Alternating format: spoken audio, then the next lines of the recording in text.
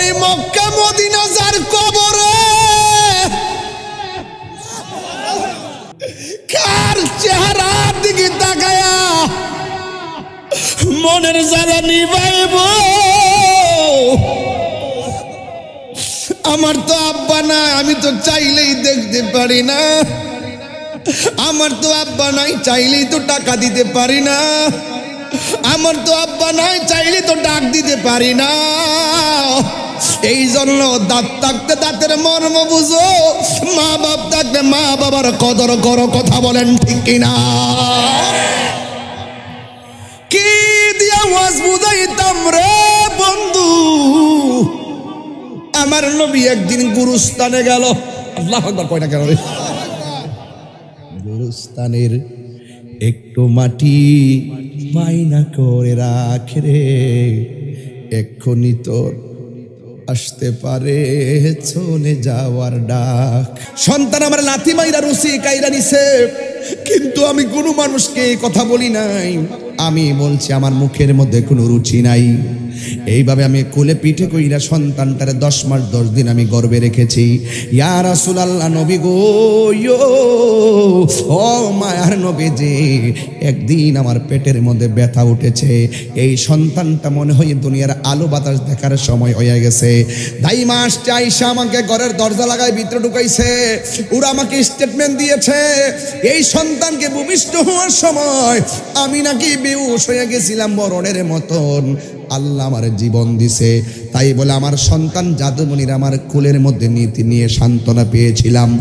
এমন অনেক মহিলা আছে, বড় কোটা আছে কিনা আমি জানি না, এমন কিছু মহিলা আছে যারা ডেলিভারির কেসে বাচ্চা ওয়া করে মা চিরদিনের জন্য দুনিয়া ছেড়ে চলে যায়। এমন মা সংসারে আসে না নাই?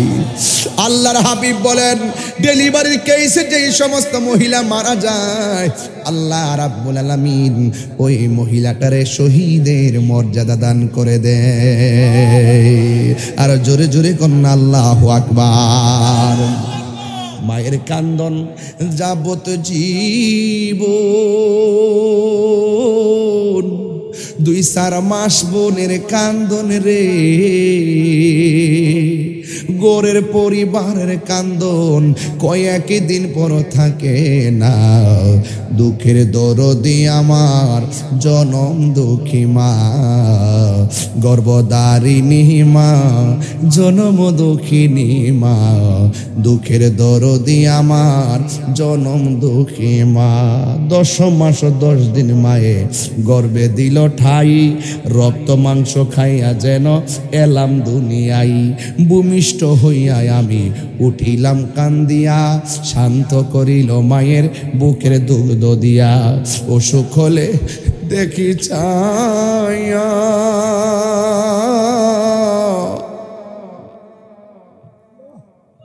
মায়ের বিছে বিছানায় বইরা গো, আমায় আল্লাহ যাও গো লয়া সন্তানের নিও না। দুঃখের দরদি আমার জনম দুঃখী মা। হাই রে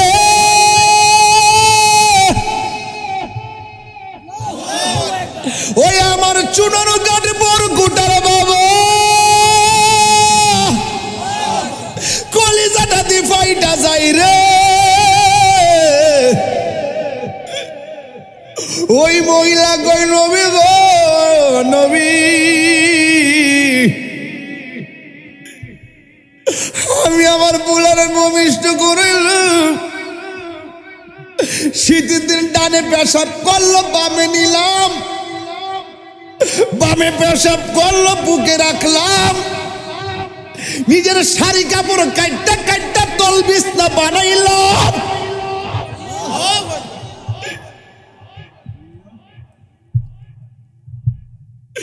এত স্বপ্ন, এত আশা আমি নিজে না খাইয়া খাওয়াইছি। পুলার বাপের জীবনটার তেজপাতা বানাইয়া রক্তটার ফানি বানাইছি। ধীরে ধীরে শরীরটা দুর্বল হয়ে গেছে। পোলা বড় হইতেছে, শক্তি বাড়তেছে, আর আমি দুর্বল হইতেছি।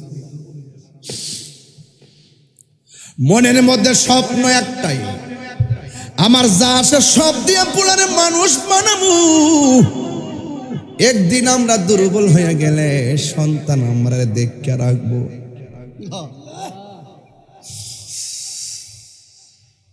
আমার সন্তান বড় হয়েছে, প্রতিষ্ঠিত হয়ে গেছে, আমরা দুইজনে ঘরের বইটা হয়ে গেছি, চলতে পারি না, বুকে ব্যথা, পিঠে ব্যথা, কোমরে ব্যথা, শরীর দুর্বল হয়ে গেছি। কিন্তু পোলাটারে এত বোঝাইলাম, সে আমার কথা বুঝে না, তার বাবার কথা বুঝে না। মাঝে মাঝে বলে আমরা নাকি বুঝি না। এই কথা বললে দুইজনে বয়া বয়া কান্দি। এই দিনের জন্য নাকি পোলারে বুকে পিঠে করে মানুষ করছি। এই যুবক, একদিন এমন সময় আইব, বড় বড় মাছের কেল্লা লয়া বাপের কথা মনে হইব। একদিন ব্যাংকের টাকা পরে থাকবে, বাপের কথা মনে হইব। বাপের কাছে দিয়ে কোনোদিন ইচ্ছা করে 10 টাকা দেই নাই, অথচ বাপটা কোনোদিন কয় না আমার 10,000 টাকা দেয়। বাপটা কোনোদিন কয় না আমার এক্সরা করা, ইসিজি করা। এমন ভাবে বাপটা হাজার কষ্ট গোপন রাইকা শুধুমাত্র কয় সন্তান ভালো চললেই আমি খুশি। বাবারে টাকা লাগবে না, তোরা খায়া দায়া বাচ্চা থাকলেই আমি বড় খুশি। এটার নামই হলো পৃথিবীর শ্রেষ্ঠ সম্পদ, বাবা এবং মা। কথা বলেন বাজান, ঠিক কিনা? তোমার মতো লয় না কেহ আমায় কুলে টানি, আঁচল দিয়ে মুছে না কেউ, আঁচল দিয়ে মুছে না কেউ আমার চোখের পানি। হায়রে মা জননী আমার, হায়রে মা জননী, আমি কেমন করে দেব মাটি, আমি কেমন করে দেব মাটি তোমারি কবরে। মা তুমি আমার আগে যেও না গো মরে, মা তুমি আমার আগে যেও না গো মরে। যখন রাত্রি নিঝুম নেই চোখে ঘুম, একলা শূন্য ঘরে তোমায় মনে পড়ে মাগো, তোমায় মনে পড়ে।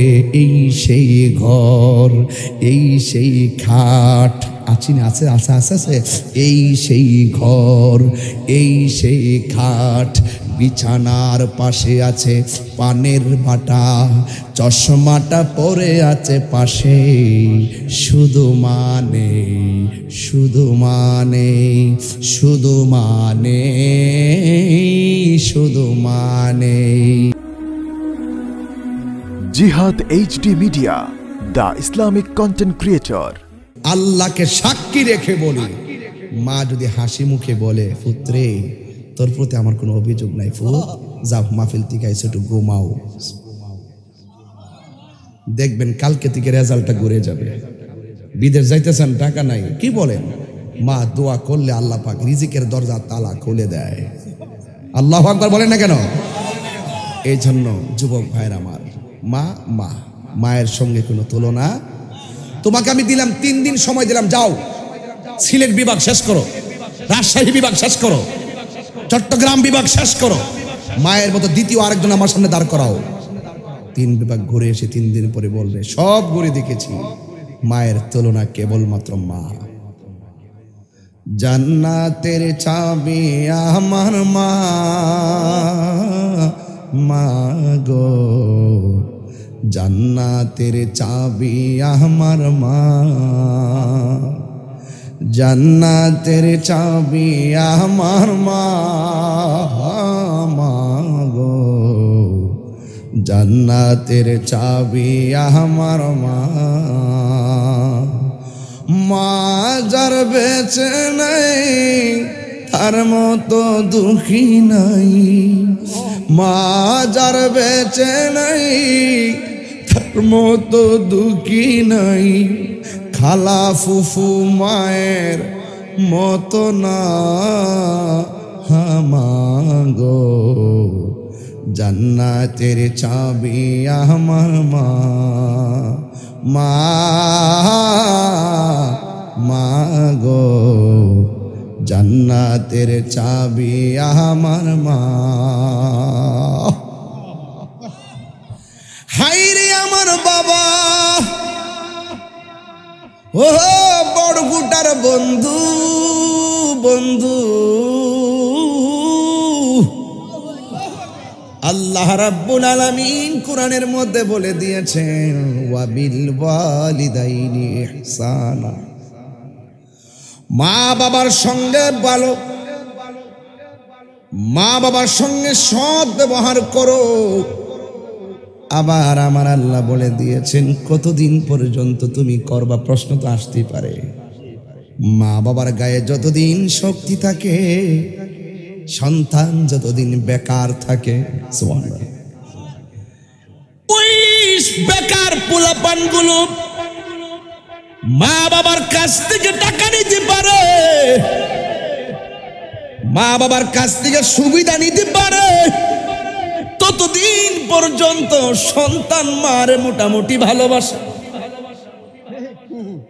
খেয়াল করেন, যখন সন্তানের গায়ে শক্তি, মা বাবা যখন দুর্বল হয়ে যায়,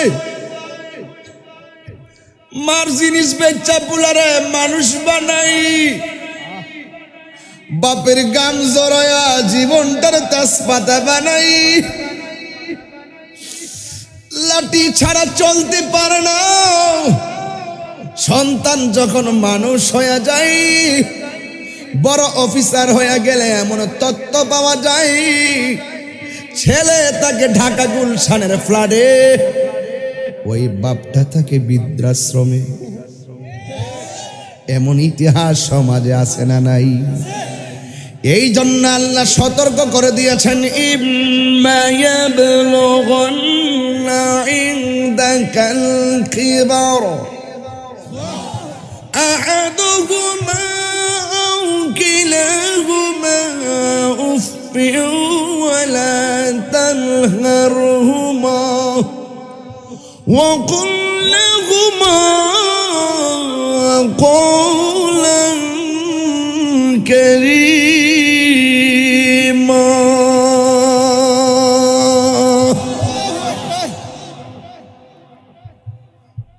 ইম্মা ইয়াবলুগান্না, যদিও তারা পৌঁছে, ইনদাকাল কিবারা, বার্ধক্যে, যদি মা বাবা বুড়াও হয়ে যায়, আল্লাহ দেখছেননি কত উত্তম পরিকল্পনাকারী, ওয়াল্লাহু খায়রুল মাকিরিন, আল্লাহ কত উত্তম পরিকল্পনাকারী। আল্লাহ তো জানে যে এক সময় সন্তানরা জোয়ানকালে ভালোবাসা দেখাবে, বৃদ্ধকালে হয়তো তা ডিসলাইট করতে পারে। আল্লাহ সতর্ক করে দিয়ে খবরদার, ইম্মা ইয়াবলুগান্না ইনদাকাল কিবারা আহাদুহুমা আও কিলাহুমা ফালা তাকুল লাহুমা উফিউ ওয়ালা তানহারহুমা ওয়াকুল লাহুমা কওলান কারীমা। মা বাবা বৃদ্ধ হয়ে গেল, মা বাবার সঙ্গে সৎ ব্যবহার করতে হবে, তাকে ধমক দিয়ে কথা বলা যাবে না। চিৎকার বের করে আল্লাহু আকবার।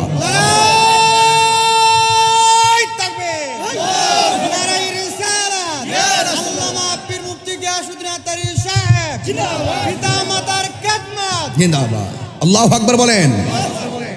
বাবাকে তোমরা কাবা জানিও, মাঝে মাঝে একটু শান বলবো, মা বাবার কষ্ট নেবেন না। আর আপনারা জানেন যে আমি কয়েকটা ওয়াজে দুর্বল, একটা হলো কারবালার ওয়াজ, আর একটা মা বাবার ওয়াজ, আর একটা কবরের ওয়াজ। এই ওয়াজগুলোতে আমি একটু দুর্বল। আমি বোঝাতে পেরেছি, মা বাবার ওয়াজ আমি খুবই দুর্বল, কারণ আমি আমার মায়ের দোয়ার ফসল, আমি আমার মায়ের দোয়ার ফসল। আমার স্যার বলতেছে আমার বাবা আমার একটা সিদ্ধান্ত দিয়ে গেছিলেন, একটু আগে বলছে, আমি সব সাইরা দিয়ে আমার বাবার সিদ্ধান্তটা ধরে রাখছি, দেখলাম শুধু লাভ আর লাভ, সম্মান আর সম্মান। আমার স্যারের সম্মান আছে না নাই? স্যারের হাজার গুণগ্রাহী এবং সকল ছাত্ররা আছে না নাই? আজকে ছাত্ররা গর্ব করে বলতেছে যে আমার স্যার, আমার স্যার। আমিও বলে গেলাম আমার স্যার, বলে মারহাবা। আমাকে এখনো বলছে যে আমার বাবা আমার বলছিল এটা ছাড়ো ওইটা স্যার, কিন্তু এই পথে থাইক্য আমি এই পথে বাবার কথা শুন না, আমি একটা লাইনে ছিলাম, দেখলাম সম্মান আর সম্মান। বোঝা গেল বাপ মার দোয়া কখনো খালি যায় না। এই মাহফিল কমিটিরা, আজকের মাহফিল ধন্য হয়ে গেছো তোমরা, আজকের মাহফিল ধন্য হয়ে গেছো। আজকের মাহফিল গুরুস্থানের মানুষ খুশি। প্রত্যেকটা মানুষের চেহারা দিকে তাকায় দেখেন, ধৈর্য আর ভালোবাসা তাদের চেহারা ফুটে উঠেছে। প্রত্যেকটা পোলা মার পাগল, অনেক ধমক দিয়ে ফেলাইছে, মারে অনেক কষ্ট দিয়ে ফেলাইছে, আজকে বুঝা ফেলাইছে। ওরা বুঝতেছে আমি যে কথা বলতেছি, আমি তো অডিয়েন্স থেকে কাজ করি, আমি চেহারা দেখলে বুঝি। মর্নিং শোজ দাঁড়ে স্যার, মর্নিং শোজ দাঁড়ে, শুরুটা দেখলে বোঝা যায় দিনটা কেমন যাবে। ওদের চেহারায় বলে দিচ্ছে, দেখেন আসার আগে তাহিরি আসবে আসবে আসবে, একটা হইচই, কিন্তু চেহারা তাকায় দেখেন প্রত্যেকটা পোলা মনে হয় বুঝতেছে, না রে আর কোনোদিন মা বাপের কষ্ট দিব না। এই লোকটা চলে গেলে আমাদেরকে নিঃস্বার্থে কেউ ভালোবাসবে না। এই পৃথিবীর সবাই স্বার্থে ভালোবাসে, একমাত্র মা বাপ নিঃস্বার্থে ভালোবাসে। বিশ্বাস করেন না আপনারা?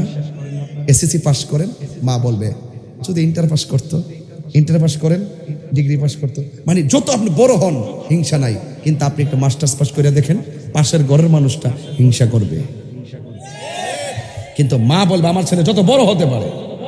বাবাকে তোমরা কাবা জানিও, মদিনা জানিও, মাকে যদি গো তারা বেঁচে থাকে।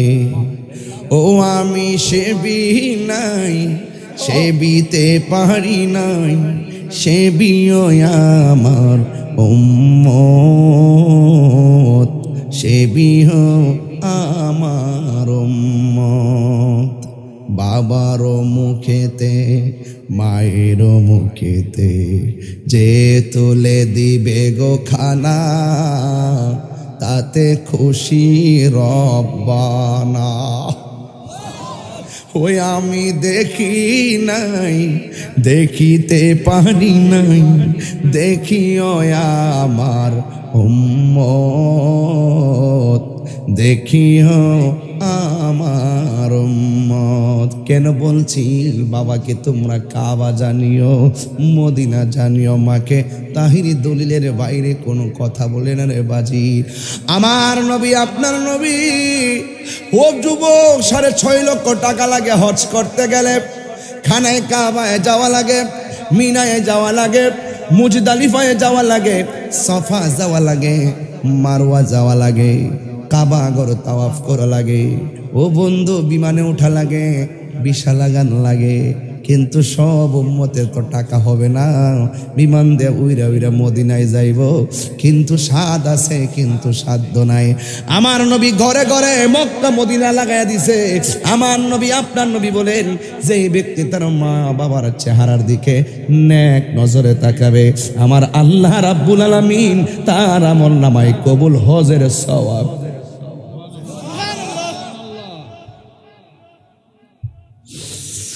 ওই মক্কা মদিনা যার কবরে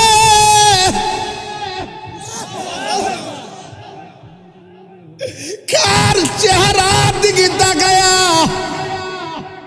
মনের জ্বালা নিবাইব।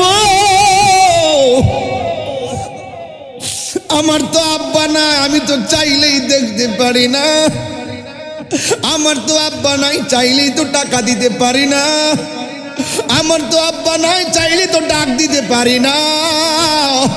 এই জন্য দাঁত থাকতে দাঁতের মর্ম বুঝো, মা বাপ থাকতে মা বাবার কদর করো। কথা বলেন ঠিক কিনা? কি দিয়া ওয়াজ বুঝাইতাম রে বন্ধু। আমার নবী একদিন গুরুস্থানে গেল, আল্লাহু আকবার কয়টা গেল,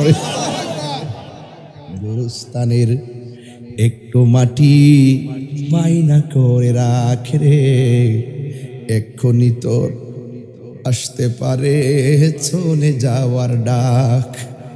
বাড়ি করেন গাড়ি করেন, আসল বাড়িটা মাঝে মাঝে ঘুরাইয়েন আর দেখবেন হ্যাঁ তোমরা শুয়ে রইছো, আমরা আইতাছি। সাধারণ কথা না এগুলা। রাত্র 12টা বাজে তো খুব চিন্তা করেন কথাগুলো। আপনার গায়ে কয়টা কাপড় আছে দেখেন তো, শীতের কাপড় কয়টা লাগাইছেন? একটা বার দেখে দিয়েন না, একটা বার দেখেন না, 3টা পাতলা কাপড় দিয়ে মাড়ে ফালাই দিয়েছেন শীতের মধ্যে, আন্দার ঘরটার মধ্যে পইরা রইছে, খবর নেই না আমরা। কথা বলেন ঠিক কিনা? এই বাপটা তো কবরে আছে না নাই? যার নাই সে বুঝে বাবা হারা ব্যথা কত। আল্লাহর হাবিবের দরবারে একটা ছেলে আসলো। আয়েশা বলল, ইয়া রাসূলুল্লাহ, আমি একটা মেয়ের বিয়ের প্রস্তাব দিয়েছি, মেয়েটা আমাকে ডিসলাইক করেছে। ডাক দিয়া বলেন, আব্দুল্লাহ ইবনে আব্বাস রাদিয়াল্লাহু তাআলা আনহুর কাছে একটা ছেলে আসলেন। আয়েশা বললেন, ইবনে আব্বাস, আমি একটা মেয়েকে পছন্দ করতাম, মেয়েটাকে আমি বিয়ের অফার দিয়েছি, মেয়েটা আমার প্রস্তাব রাখে নাই, আমার বিয়ের প্রস্তাব রাখে নাই। কিছুক্ষণ পরে আরেকটা ছেলে বিয়ের প্রস্তাব দিল, ওই প্রস্তাবে মেয়েটা রাজি হয়ে গেল। আমি একটু ক্ষুব্ধ হয়ে গেলাম, ক্ষুব্ধ হইয়া মেয়েটাকে আমার নিজের হাত দিয়ে আমি হত্যা করেছি। ও ইবনে আব্বাস, আল্লাহর কাছে আমি ক্ষমা পামনি। আব্দুল্লাহ ইবনে আব্বাস রাদিয়াল্লাহু তাআলা আনহু তিনি ডাক দিয়ে বলেন, হ্যাঁ যুবক, তোমার মা জীবিত আসেনি? সুবহানাল্লাহ বলবেন না? ইয়া রাসূলুল্লাহ, আমার মা তো দুনিয়াতে নাই। এবার ডাক দিয়ে কয়, তুমি আল্লাহর কাছে এবার ক্ষমা চাও। আরেকজন রাবি বলেন, আমি আব্দুল্লাহ ইবনে আব্বাসের কাছে গেলাম, গিয়ে জিজ্ঞেস করলাম, হে ইবনে আব্বাস, মেয়েকে খুন করেছে, আপনি তাকে ডাইরেক্ট বলতে পারতেন আল্লাহর কাছে ক্ষমা চাও, কিন্তু আপনি এই কথা না বলে ছেলেটাকে প্রথম কেন বললেন তোমার মা আসেনি? এই ব্যাখ্যাটা জানতে চাই। এবার ডাক দিয়ে বলে, শুনেন, সে অন্যায় করেছে, এমন জঘন্য অপরাধ করেছে, এই পৃথিবীতে একটা মানুষ যদি ওই ছেলেটার পক্ষ নিয়ে আল্লাহর কাছে বলতো, আল্লাহ আমার সন্তান যা করেছে তুমি তারে মাফ করে দাও, মায়ের মতন এমন দোয়া কবুলের গ্যারান্টি আমি অন্য কিছুকে দিতে পারি না। কথা বুঝতেছেন তো? ওয়াজটা আল্লাহর হাবিব আর এক জায়গায় গেলেন, নতুন গুরুস্থান, একদম নতুন একটি গুরুস্থান। ওই গুরুস্থানের মধ্যে আমার নবী গিয়েছেন। সেই গুরুস্থানের মধ্যে যাওয়ার পর আমার নবী, আপনার নবী সুন্দর সুন্দর অনেকগুলা কবর নতুন দিয়েছে। যতটা কবর দেখেছেন সবগুলা কবর দেখে দেখে আমার নবী মুচকি হাসি দিয়েছেন। সাহাবীরা ডাক দিয়া বলি, ইয়া রাসূলুল্লাহ, নবী গো, ও মায়ার নবীজি, আপনি সব কবর দেখে দেখে মুচকি হাসি দিলেন, আমরা লক্ষ্য করেছি আপনি আরেকটা কবর দেখে আপনি চোখের পানি ফেলে কান্না করেছেন। আপনারা জবান খুলে বলেন, আমার নবী কবর নিচে দেখার ক্ষমতা আছে না নাই? ওয়ামা ইয়াস্তাবিল আহইয়াউ ওয়ালাল আমওয়াত ইন্নাল্লাহা ইউসমিউ মান ইয়াশা। আল্লাহ যারে ইচ্ছা করে কবরের আযাব দেখার ক্ষমতা দেয়। মানুষ এবং জিন জাতি ছাড়া কেউ কবর আযাব দেখে না, কিন্তু আমার নবীর দেখার ক্ষমতা আছে না নাই? আমার নবী আপনার নবীকে ডাক দিয়ে বলি, ইয়া রাসূলুল্লাহ, আপনি সব কবর দেখে মুচকি হাসলেন, একটা কবর দেখে কেন চোখের পানি ফেলে কান্না করলেন? আল্লাহর হাবিব বলেন, আমি নতুন গুরুস্থানে ঢুকলাম, এই পর্যন্ত যত লাশ দাফন করা হয়েছে আমি দেখলাম এই গুরুস্থানের মধ্যে প্রত্যেকটা লাশের নিচে আমার আল্লাহ জান্নাতের গালিচা বিছায়া রাখছে। সৌভাগ্যবান গুরুস্থান। মারহাবা কর না কেন? আল্লাহু আকবার। নবী দেখার ক্ষমতা আছে কিনা? আর একটু বড় করে কেন আছে কিনা? আল্লাহর হাবিব ডাক দিয়া বলে, আর একটা কবর। ওই কবরে যখন তাকাইছি আমি তাকায় দেখলাম কবরের লাশটার নিচে জাহান্নামের গালিচা বিছায়া রাখছে।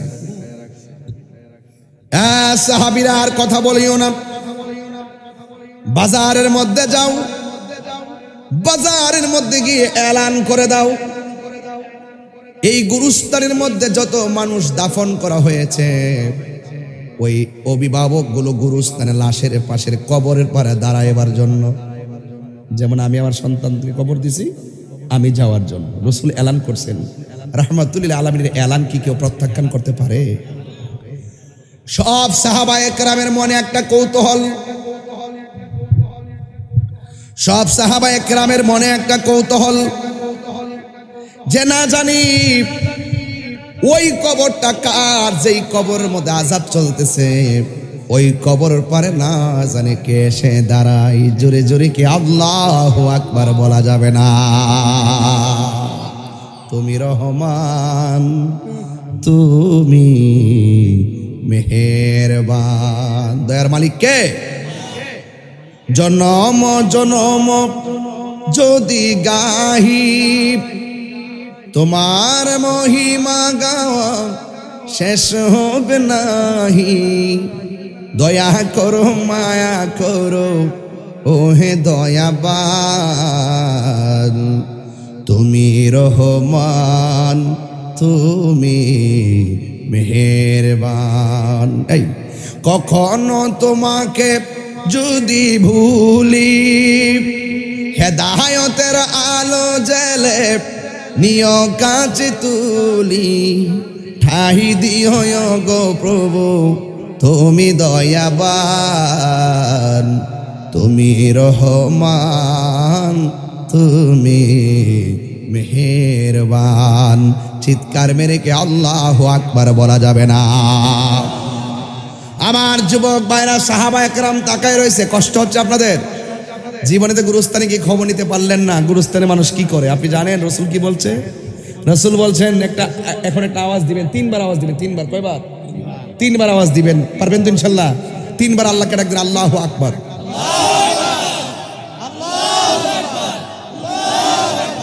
একটু অস্থির মনে হইল না? এই যে আল্লাহু আকবার ডাকতেছি, একটা ডাবল ডাবল ডাকতেছি, একটা আওয়াজ হয়েছে না? এই কবরের মানুষগুলো এভাবে ডাকতেছে। কেউ কেউ বলতেছে বাঁচাও। আওয়াজটা কি সহজ না কঠিন? আর পারি না, ও আল্লাহ আমাদেরকে আবার দুনিয়াতে পাঠাও।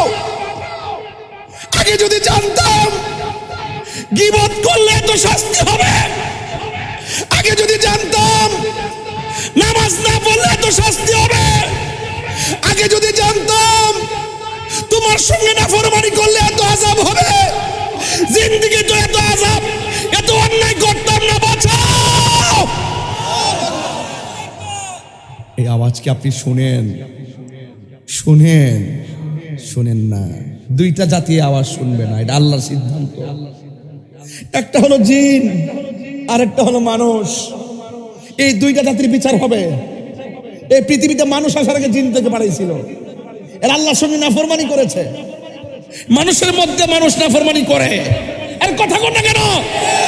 নাফরমানি করে কি করে না? দেখেন না এই মাহফিল সাজাচ্ছেন, দেখবেন কিছু লোক আছে যত ভালো কাজই করেন বিরোধিতা করবই।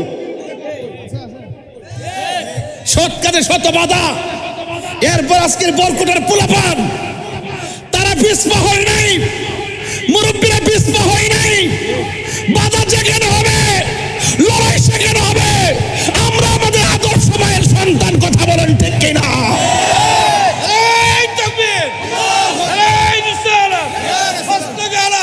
জিন্দাবাদ জিন্দাবাদ, আল্লাহু আকবার বলেন। এই আওয়াজকে আমরা শুনি, কবরের আওয়াজ। গরু শুনে। কি শুনে বাবা? চতুষ্পদ জন্তুরা শুনে। মাঝে মাঝে দেখবেন গরু নিয়ে গুরুস্থানে বাঁধবেন, যদি বাঁধেন আর কি, বাঁধা ঠিক না। গুরুস্থানকে পবিত্র রাখবেন।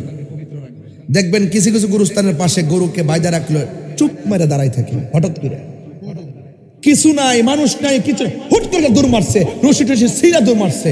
কেন মারছে জানেন? কবরের আযাবের আওয়াজ শূন্য উঠে দৌড় মারছে। আমরা এগুলো বুঝি না ভাই, আমরা এগুলো বুঝি না, আমরা চিন্তা করি না। ওয়ায়াতাফাক্কারুনা ফি খালকিস সামাওয়াতি ওয়াল আরদি, আসমান জমিনে যা আছে সব নিয়ে গবেষণা করতে হবে। আমি আমার না, আমি বলেন আমি আমার না, আমি কার? আরো যে কার? যে ব্যক্তি নিজেকে নিজে চিনতে পেরেছে সে তার আল্লাহকে চিনতে পেরেছে। আমার যুবক ভাইয়েরা, গড়ির কাঁটা ধরে 17 মিনিট আলোচনা করব। আমি রাত্র বিলম্ব করব না, এর জন্য কথা ক্লিয়ার করে দিচ্ছি। 36 মিনিট হয়ে গেছে কথা বললাম, মনে হয়েছে যেন 6.5 মিনিট কথা বলেছি। কারণ মায়ের ভালোবাসার কথা বললে কোনো মায়ের সন্তানের চোখে ঘুম আসতে পারে না। কথা বলেন ঠিক কিনা?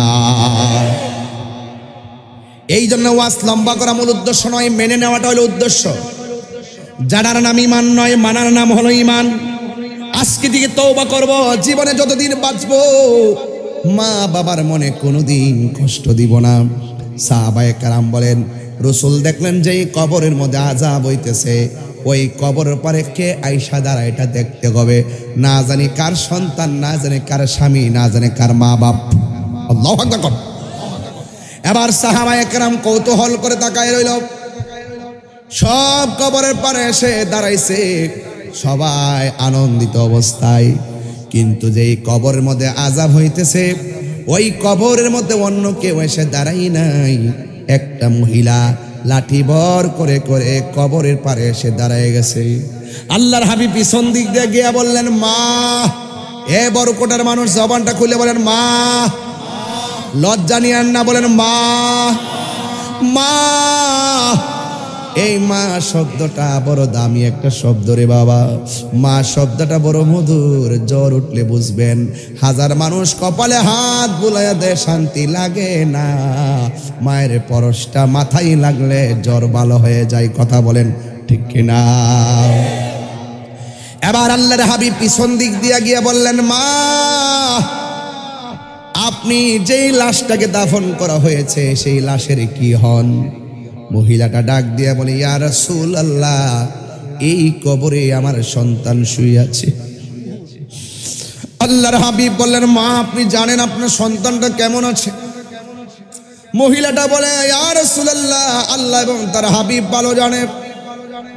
আমার রাসূল বলেন, মা, আমি দেখতেছি এই গুরুস্থানে সবাই আনন্দে ঘুমাইয়া রইছে জান্নাতের গালিচায়, আর আপনার সন্তানটা জাহান্নামের গালিচায় কাঁদতেছে। এই কথা শুনলে মার ভালো লাগে না খারাপ লাগে? অনেক কষ্ট লাগে। কিন্তু গুরুস্থানে সাহাবায়ে কেরাম বিচিত্র চিত্র দেখলো। স্যার, গুরুস্থানে সাহাবীরা দেখতেছেন সন্তান কষ্টে আছে, কিন্তু মা যেই মাত্র শুনছে সন্তান জাহান্নামের গালিচায় চিল্লাইতেছে, এই কথা শুননা মা দুঃখিনী হিল হিল করে হাসতে শুরু করলো। এমন ভাবে হাসতে শুরু করলো, এমন হাসা কোনোদিন হাসে নাই। হাসতে হাসতে লাঠি নিয়ে নাচতে শুরু করলো। আল্লাহর হাবিব ডাক দিয়ে বলেন, মা, আপনি মা সন্তানের কষ্টের কথা শুনে কেন আপনি হাসলেন গো মা? এই কথা শোনার পর মহিলাটা ডাক দিয়া কই, ইয়া রাসূলুল্লাহ, ইয়া হাবিবাল্লাহ, নবী গো,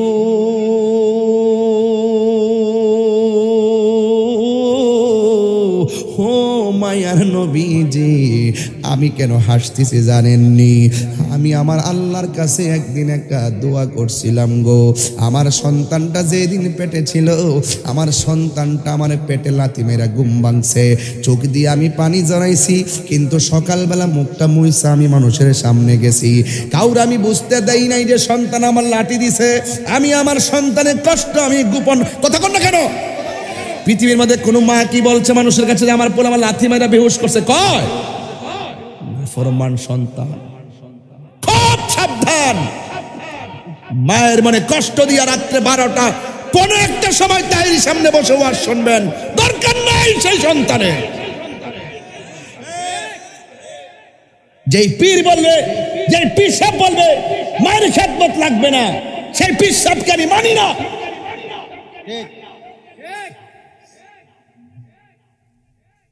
কথা কর না কেন?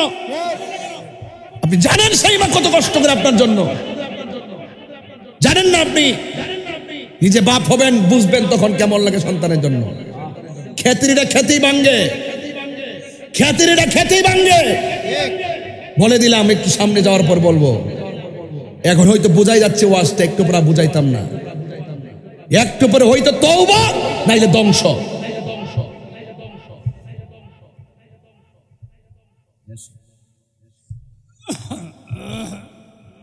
পরিষ্কার কথা। এবার মহিলা ডাক দিয়া বলি, ইয়া রাসূলুল্লাহ, সন্তানটারে পেটে নিয়েছিলাম, স্বপ্ন ছিল সন্তানটা একদিন ভূমিষ্ঠ হবে, কিন্তু সন্তানটারে নিয়ে রাতে ঘুমাইতাম, লাথি মারতো সন্তানের বাপের কাছেও কষ্টের কথা বলি নাই, মানুষ তো দূরের কথা। এরপরে আমি খাইতে বসলে প্লেটটা রেখে দিয়েছি, মানুষ বলছে রাখলা কেন? সন্তান আমার লাথি মাইরা রুচি কাইরা নিছে, কিন্তু আমি কোনো মানুষকে এই কথা বলি নাই। আমি বলছি আমার মুখের মধ্যে কোনো রুচি নাই। এইভাবে আমি কোলে পিঠে কইরা সন্তানটারে 10 মাস 10 দিন আমি গর্ভে রেখেছি। ইয়া রাসূলুল্লাহ, নবী গো, ও মায়ার নবীজি, একদিন আমার পেটের মধ্যে ব্যথা উঠেছে। এই সন্তানটা মনে হয় দুনিয়ার আলো বাতাস দেখার সময় হয়ে গেছে। দাইমা আসছে, আয়েশা আমাকে ঘরের দরজা লাগায় ভিতরে ঢুকাইছে। ওরা আমাকে স্টেটমেন্ট দিয়েছে, এই সন্তানকে ভূমিষ্ঠ হওয়ার সময় আমি নাকি বেহুশ হয়ে গেছিলাম মরণের মতন, আল্লাহ আমার জীবন দিছে। তাই বলে আমার সন্তান জাদুমণির আমার কোলের মধ্যে নীতি নিয়ে সান্ত্বনা পেয়েছিলাম। এমন অনেক মহিলা আছে, বড় কোটা আছে কিনা আমি জানি না, এমন কিছু মহিলা আছে যারা ডেলিভারির কেসে বাচ্চা ওয়া করে মা চিরদিনের জন্য দুনিয়া ছেড়ে চলে যায়। এমন মা সংসারে আসে না নাই? আল্লাহর হাবিব বলেন, ডেলিভারির কেসে যেই সমস্ত মহিলা মারা যায়, আল্লাহ রাব্বুল আলামিন ওই মহিলাটারে শহীদের মর্যাদা দান করে দেয়। আর জোরে জোরে কন্যা আল্লাহু আকবার। মায়ের কান্দন যাবত জীবন, 2-4 মাস বোনের কান্দন রে, গোরের পরিবারের কান্দন কয়েক দিন পর থাকে না। দুঃখের দরদি আমার জনম দুঃখী মা, গর্ভধারিণী মা, জনম দুঃখিনী মা, দুঃখের দরদি আমার জনম দুঃখী মা। 10 মাস 10 দিন মায়ে গর্ভে দিল ঠাই, রক্ত মাংস খাইয়া যেন এলাম দুনিয়াই। ভূমিষ্ঠ হইয়া আমি উঠিলাম কান্দিয়া, শান্ত করিল মায়ের বুকের দুগ্ধ দিয়া। অসুখ হলে দেখি চাইয়া,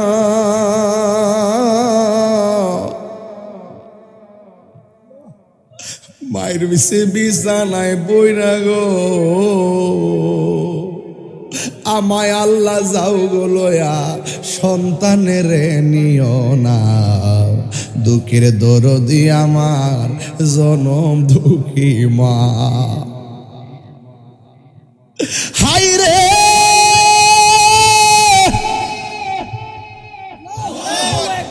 ওই আমার চুনর কাঠ বড় কুটার বাবা,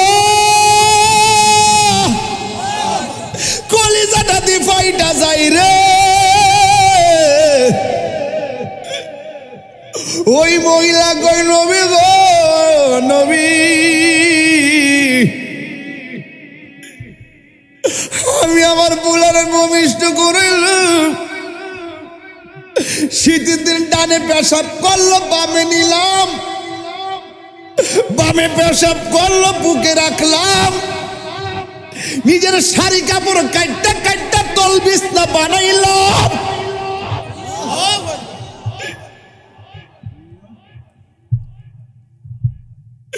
এত স্বপ্ন, এত আশা, আমি নিজে না খাইয়া খাওয়াইছি, পুলার বাপের জীবনটার তেজপাতা বানাইয়া রক্তটারে ফানি বানাইছি। ধীরে ধীরে শরীরটা দুর্বল হয়ে গেছে, পুলা বড় হইতেছে, শক্তি বাড়তেছে, আর আমি দুর্বল হইতেছি। মনের মধ্যে স্বপ্ন একটাই, আমার যা আছে সব দিয়ে পোলারে মানুষ বানাবো। একদিন আমরা দুর্বল হয়ে গেলে সন্তান আমরা দেখে রাখবো।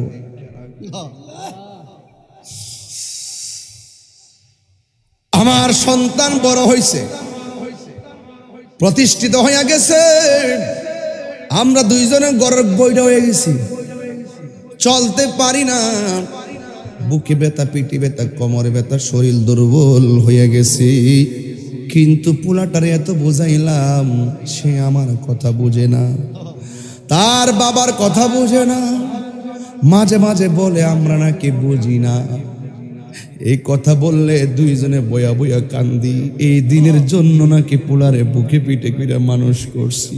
এই যুবক, একদিন এমন সময় আইব, বড় বড় মাছের কেল্লা লয়া বাপের কথা মনে হইব।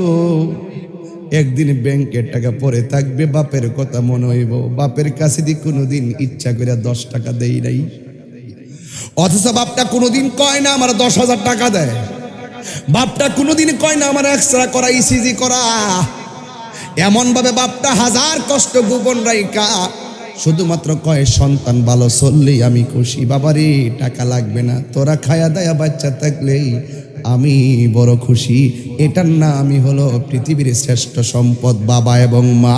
কথা বলেন বাজান, ঠিক কিনা?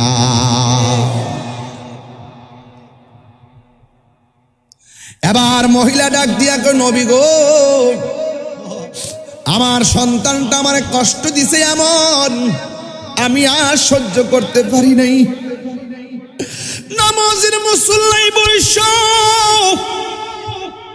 আল্লাহরে কইছি, আল্লাহ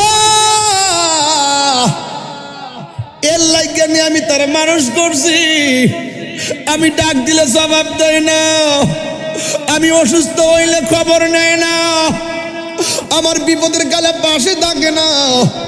আল্লাহ সে আমার কষ্ট দিতেছে, তুমিও তারে কষ্ট দিও।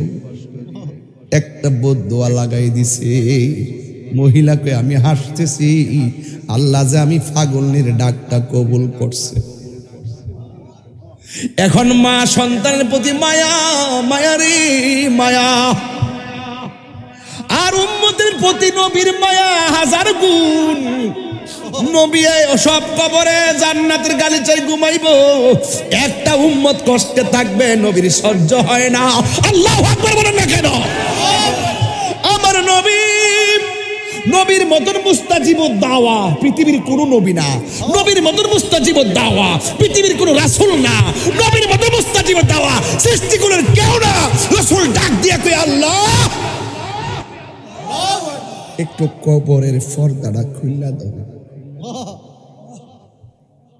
খেয়াল করছেন কথাটার ওজন কত? কবরের যে জাজিরা আছে এটা একটু খুইলা দাও। মহিলারা, আমি তো দেখতেছি আযাবটা কেমন, আমি নবী তো দেখতেছি সে কেমনে চিল্লাইতেছে। হ্যাঁ, মহিলারা তো দেখে না। আল্লাহ দয়া কইরা পর্দাটা খুইলা দিয়া একটু সন্তানটারে মাটারে দেখাই দেয়। আল্লাহর হাবিব বলতে দেরি, ওপেন হয়ে গেছে কবরের পর্দা। মা গো, মার সামনে সন্তানটা আল্লাহ গো কইয়া কবরে গইরাইতাছি। মা দেখে আর সহ্য করে নাই। আল্লাহ, ও আল্লাহ, আল্লাহ গো, আমার সন্তানরা তুমি এমন ভাবে কষ্ট দিবা জানলে কোনোদিন বদদোয়া করতাম না গো আল্লাহ। দেখছেন নি মা কেমন জিনিস? আজকে আমি বইলা দিয়া যায়, হাজার কষ্ট দিয়াও যদি থাকেন ঘাবড়াবেন না। মার পায়ে দইরা, বাপের পায়ে দইরা বলবেন, আম্মা যা করছি ভুল করেছি, মেহেরবানি করে ক্ষমা করে দাও। সন্তানটারে যখন মা দেখলেন সন্তানটা জ্বলতেছে, এই মুহূর্তে মা আল্লাহরে ডাক দিয়ে কই, আল্লাহ তোমার বন্ধু নবীর উসিলায় আমার পোলার কবরে জান্নাতের গালিচা বিছায়া দাও। আর জোরে জোরে কোন আল্লাহু আকবার। মাগো তোমার মতো লয় না কেহ আমায় কুলে টানি, আঁচল দিয়ে মুছে না কে আঁচল দিয়ে মোছে না কেউ আমার চোখের পানি।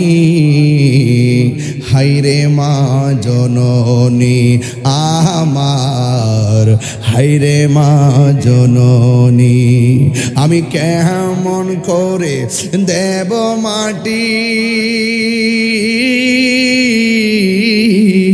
আমি কেমন করে দেব মাটি তোমারি কবরে। মা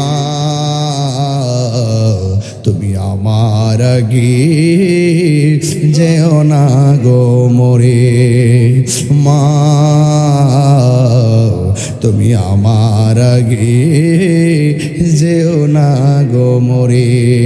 যখন রাত্রি নিঝুম নেই চোখে ঘুম, একলা শূন্য ঘরে তোমায় মনে পড়ে মাগো, তোমায় মনে পড়ে।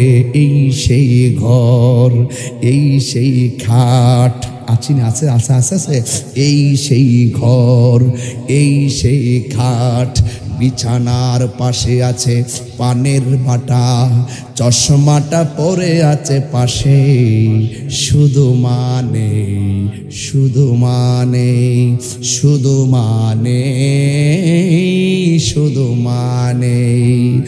দরজাটা খুলতে খেয়ে যায় ধোকা, বাবা বুঝি বলছে এলে নাকি খোকা। বহুত মাহফিল থেকে যাওয়ার পরে বাপে দরজা খুললা দিছে, বহুত মাহফিল থেকে যাওয়ার পরে মা দরজা খুললা দিছে, আজকে দরজা খুলবে বাপের কথা মনে হবে।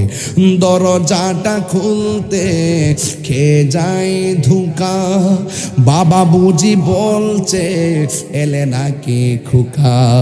বুকের ভেতরটা নড়ে চড়ে উঠে, চোখে বেয়ে জল নেমে আসে, শুধু মানে, শুধু বাবা নেই, শুধু মানে, শুধু বাবা নেই। জানি ফিরে পাবো না হারানো তিথি, বাবা শুধু তাহিরির প্রেমে বাঁধা স্মৃতি। আমি জানি বাপটা হারা কত ব্যথা, জানি ফিরে পাবো না হারানো তিথি, বাবা শুধু তাহিরির প্রেমে বাঁধা স্মৃতি। বুকের ভেতরটা নড়ে চড়ে উঠে, চোখে বেয়ে জল নেমে আসে, শুধু মানে, শুধু বাবা নেই, শুধু মানে, শুধু মানে।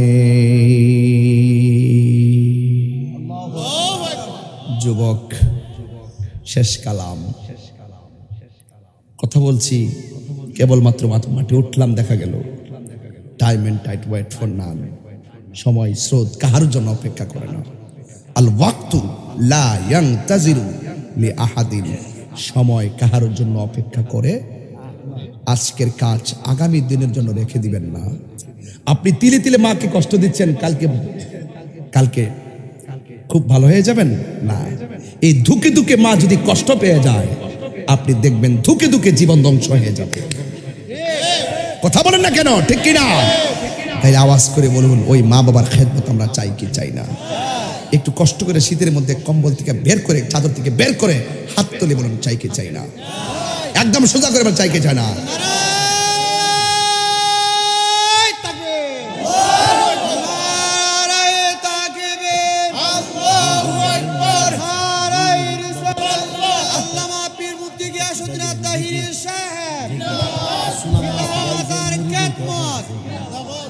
আল্লাহু আকবার বলেন। আপনারা কি খুশি হয়েছেন? মার কথা বলাতে খুশি হয়েছেন? আবার হাত তুলে এখন তো খুশি হয়েছি আমরা, সত্যি করে এখন তো খুশি হয়েছি।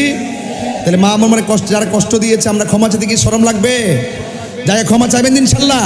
যদি মা বাপ কবরে যায় থাকে জুমার দিন, যাই শুক্রবার মা বাবার কবরে পরে দাঁড়ায় বলবেন, রব্বির হামহুমা কামা রব্বায়ানি সগীরা, বলতে পারবেন ইনশাল্লাহ।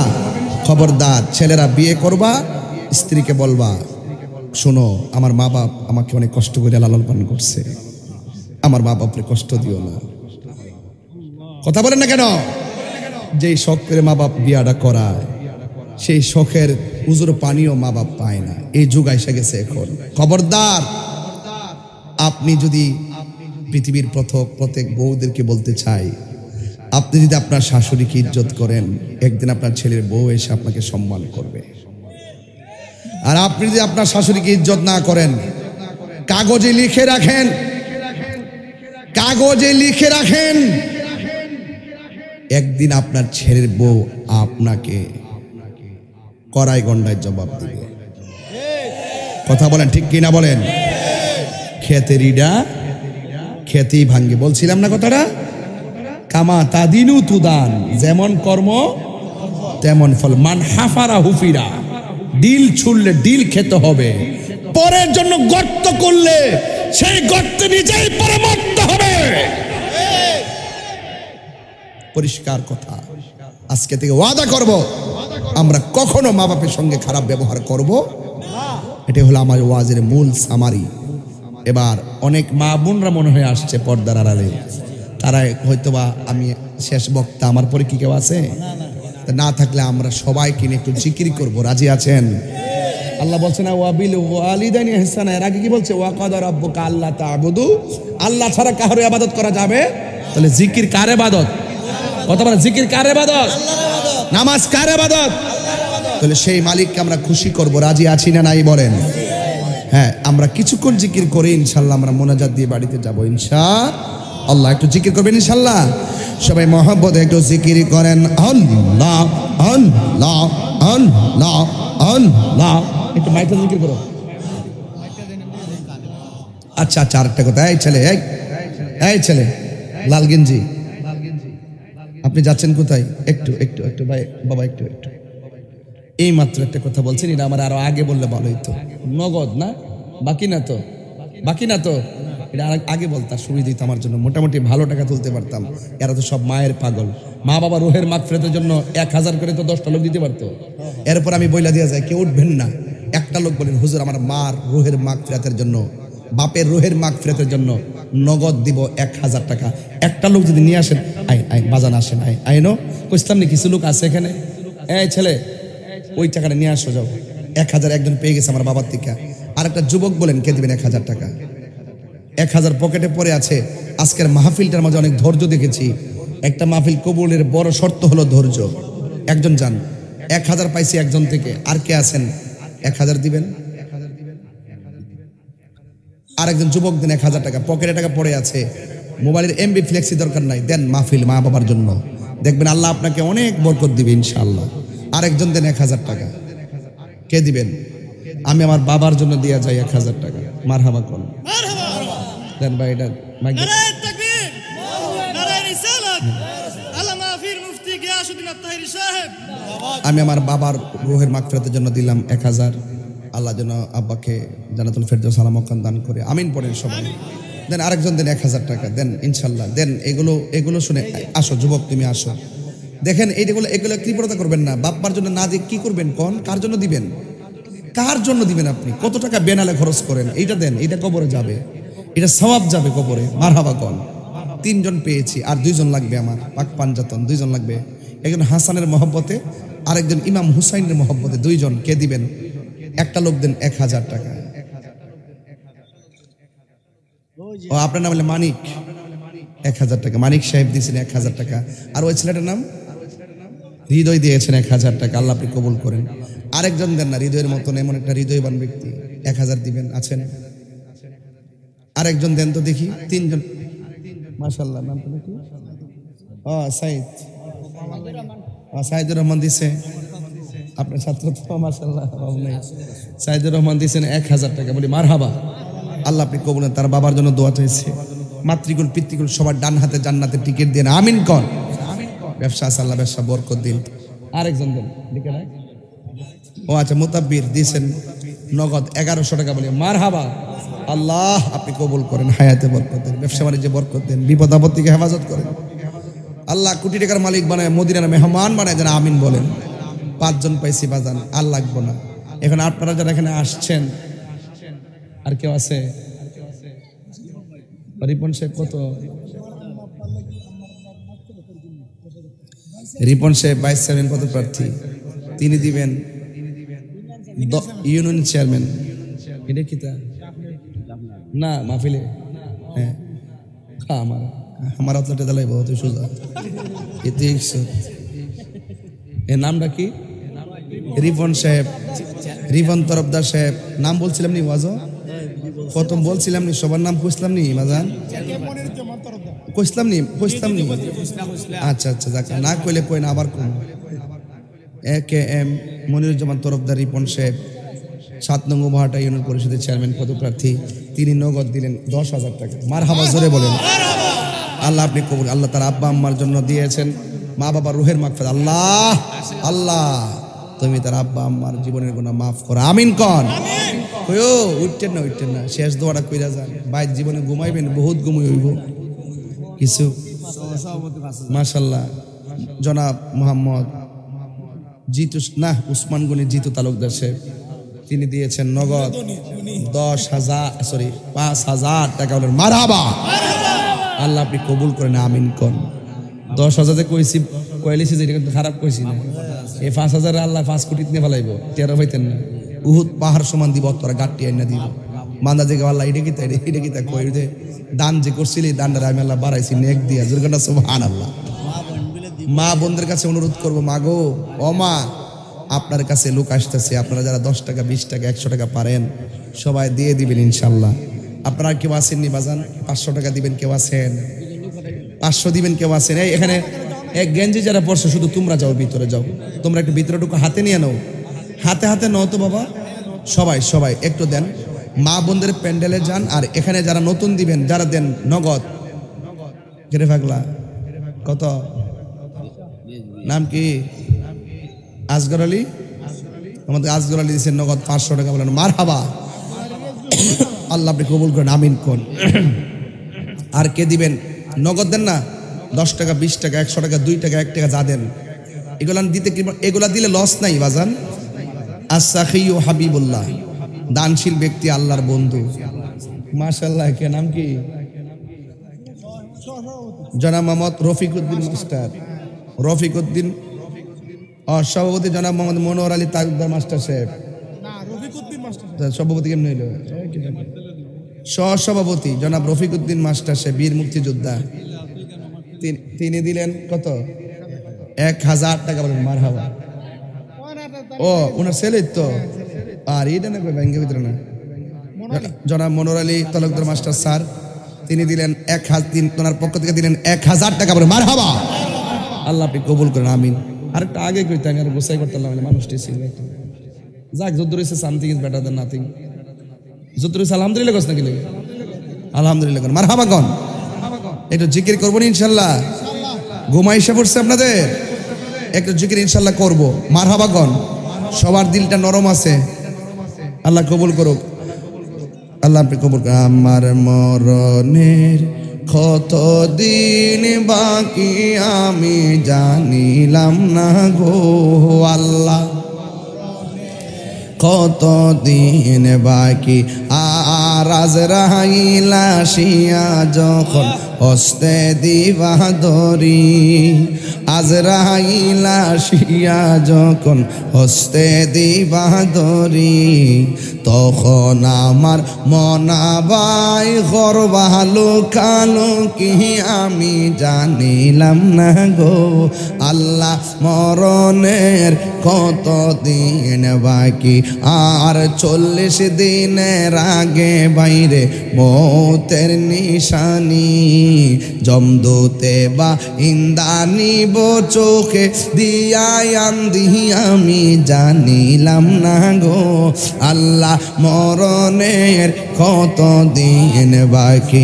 আমার মরণের কত দিন বাকি আমি জানিলাম না গো আল্লাহ, মরণের কত দিন বাকি।